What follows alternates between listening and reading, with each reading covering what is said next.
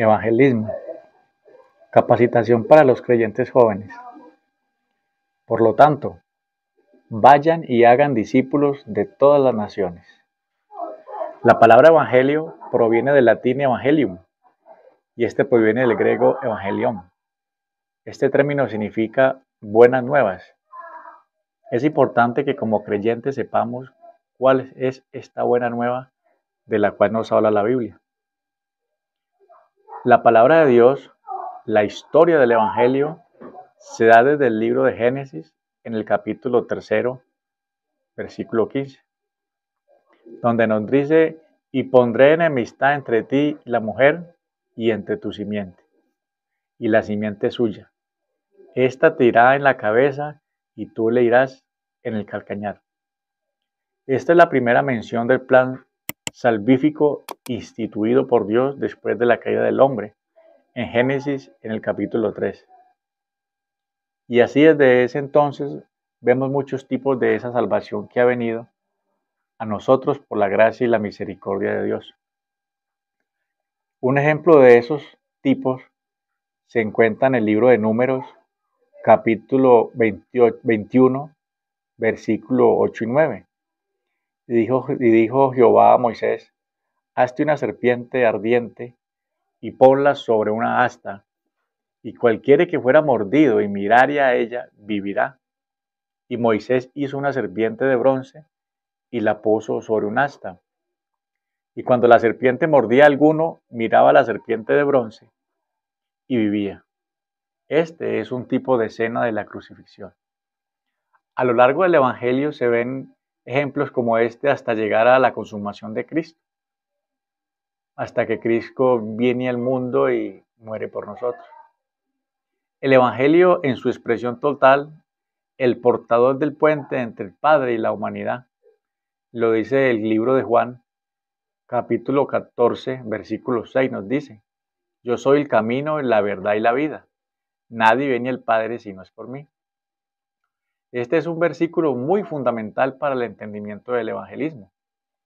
El Evangelio, según Romanos capítulo 1, versículo 16, nos dice: porque no me avergüenzo del Evangelio, porque es poder de Dios para la salvación a todo aquel que en él cree, al judío primeramente y también al griego. Las razones por las cuales debemos como cristianos llevar las buenas nuevas son, por si de pronto no las sabes, son: los hombres están perdidos, muertos espiritualmente y sin Cristo. ¿Alguna vez nosotros también estuvimos perdidos? Mas Él nos rescató de la perdición eterna. Ese debe ser un motivo principal para que nosotros vayamos a rescatar a esas almas perdidas en el nombre de Jesús. Dios desea de que todos los hombres sean salvos. Eso lo vemos en el libro de Pedro, capítulo 2,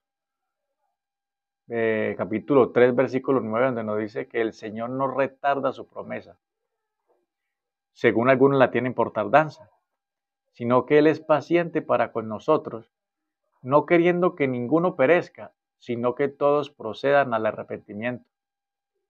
En el libro de Primera de Juan, capítulo 4, versículo 10 nos dice: en esto consiste el amor, no en que nosotros hayamos primero amado a Dios, sino que Él nos amó a nosotros y envió a su Hijo en propiciación por nuestros pecados. En el libro de Romanos capítulo 5, versículo 8 nos dice: mas Dios muestra su amor para con nosotros, que nosotros, aún siendo pecadores, Cristo murió por nosotros. El Señor Jesucristo nos ha dado el mandato de ir y de testificar. En el libro de Mateo capítulo 28, versículo 18 al 20 nos dice: por tanto, vayan y hagan discípulos de todas las naciones. En este versículo del evangelismo también la conocemos como la Gran Comisión. Es un privilegio y nosotros somos sus embajadores. ¿Alguna vez se han preguntado por qué Dios quiere transmitir el mensaje de las buenas noticias a través de los hombres? Los ángeles podrían hacer un mejor trabajo, pues ellos conocen la palabra de Dios, son obedientes, no tienen pecado. Mas Dios nos ha dado el privilegio a nosotros, desobedientes y pecadores y tercos, para llevar este valioso mensaje de índole eterna. Para nosotros debería ser motivo de gozo y de agradecimiento con Dios el gran privilegio. Por el agradecimiento a Dios y el amor a las almas. Si un médico descubre la cura del cáncer y te la da a ti, ¿qué harías? ¿Acaso la guardarías solo para ti? ¿O irías y la compartirías con todo aquel que esté enfermo? Lo correcto es que la compartas con todo aquel que deseas que se salven de esa enfermedad. Pues sí, Cristo te sanó de tu pecado y te rescató de la muerte. ¿Por qué nosotros no compartir aquella receta del médico de médicos que nos salvó? Ahora que sabemos algunas de las razones por las cuales es necesario predicar y testificar de Cristo y de su Evangelio, vamos a usar algunos versículos claves para presentar estas buenas nuevas. En el libro de Romanos, capítulo 3, versículo 23 nos dice: por cuanto todos pecaron y están destituidos de la gloria de Dios. Aquí está hablando general. Aquí podemos explicarle a las personas que no está sola. Dale a entender que todos hemos estado en el pecado en algún momento y que todos lo hemos sufrido de las consecuencias de tales actos. El pecado simboliza la separación entre la comunión entre Dios y los seres humanos que alguna vez hubo en el Edén. Pero que por el pecado que habíamos cometido nos separamos, ya que Dios es santo y no puede estar en comunión con el pecado. El pecado tiene consecuencias. Un ejemplo es el infierno. Otro ejemplo es la muerte. Otro ejemplo es la dificultad en el parto para las mujeres y el duro trabajo que tiene que realizar el hombre para subsistir. En el libro de Pedro, en el libro de Primera de Pedro, capítulo 3, versículo 18 nos dice: porque también Cristo padeció una sola vez por los pecados, el justo por los injustos, para llevarlos a Dios, siendo a la vida eterna en la carne, pero vivificado en el Espíritu. Aquí vemos que hubo un sustituto para aquel castigo que merecíamos. Cristo fue el sustituto, el cual pagó el pago por nosotros. En el libro de Romanos, capítulo 3, versículo 24 nos dice: siendo justificados gratuitamente por su gracia, mediante la redención que es en Cristo Jesús. Aquí vemos el acto de amor más grande. Vemos a un Redentor y vemos a un Salvador. En el libro de Segunda de Corintios, capítulo 5, versículo 19 nos dice que Dios estaba en Cristo reconciliando consigo al mundo, no tomando en cuenta a los hombres sus pecados, y nos encargó a nosotros la palabra de reconciliación. En el libro de Romanos, capítulo 10, versículo 9 nos dice que si confesares con tu boca que Jesús es el Señor y creyeres en tu corazón que Dios levantó de los muertos, serás salvo. Aquí, hermanos, tenemos una estructura con la base sólida en Cristo. Esta es una manera de presentar el Evangelio. Ahora, a continuación veremos otra manera de llevar este mensaje de salvación, quizás de una manera más eficaz, siempre a la mano de la palabra del Señor. Recordemos que un paso importante es el acercamiento a la persona a la hora de hablar, a la hora de transmitir el mensaje. Siempre se hará de manera respetuosa y de maneras para así poder llegar a la persona y comunicarle el mensaje de esperanza.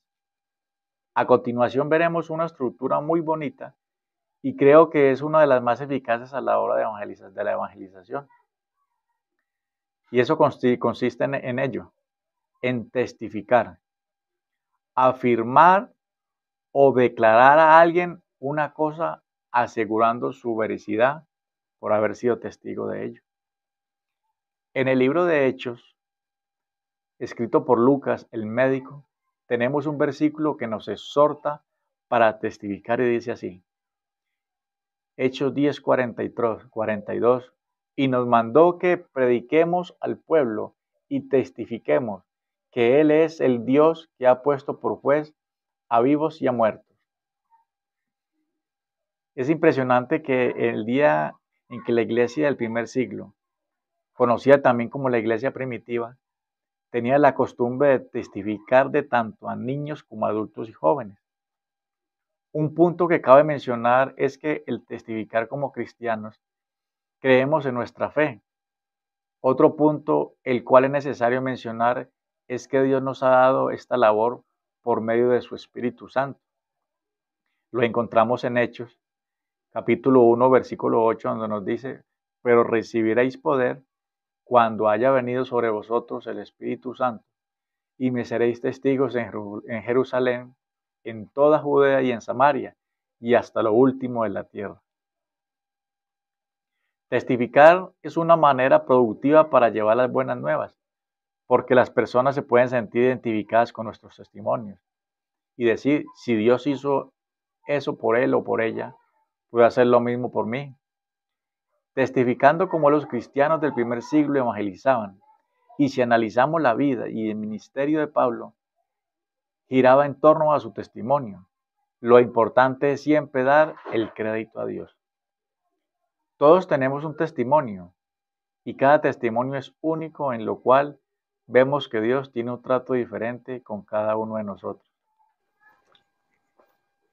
Siguiendo con el estudio de cómo entregar el Evangelio, de cómo entregar las buenas nuevas, el día de hoy les traigo lo que es la forma de mostrar la salvación a todos.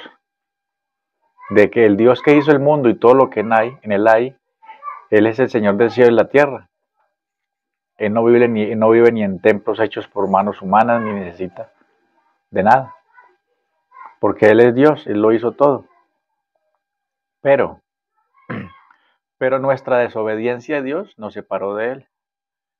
Dice que son las iniquidades de ustedes las que los separan de su Dios. Son estos pecados los que llevan a ocultar su rostro para no escuchar. En Isaías 59:2. Romanos 3:23 dice: por cuantos todos pecaron y están destituidos de la gloria de Dios. Pero hay algo, aún así, Dios ama. Pero Dios muestra su amor con nosotros, que aun cuando éramos pecadores, Cristo murió por nosotros.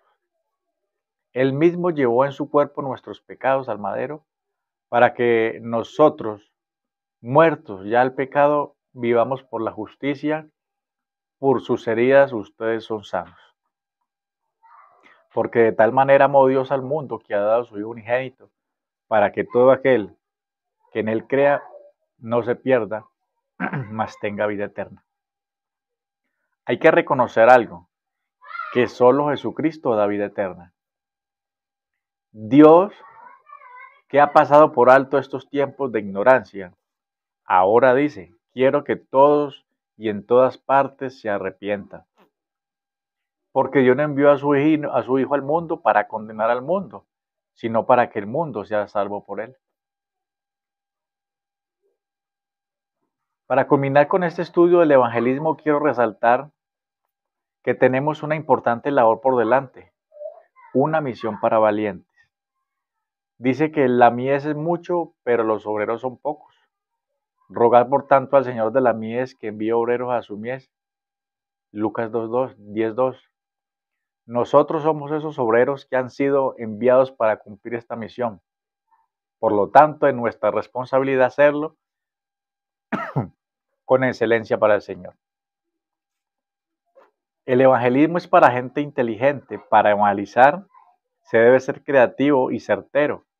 Para presentar este plan de salvación hay muchas maneras de evangelización que podría mencionar en este documento o en este video, pero tendríamos demasiadas páginas que evangelizar.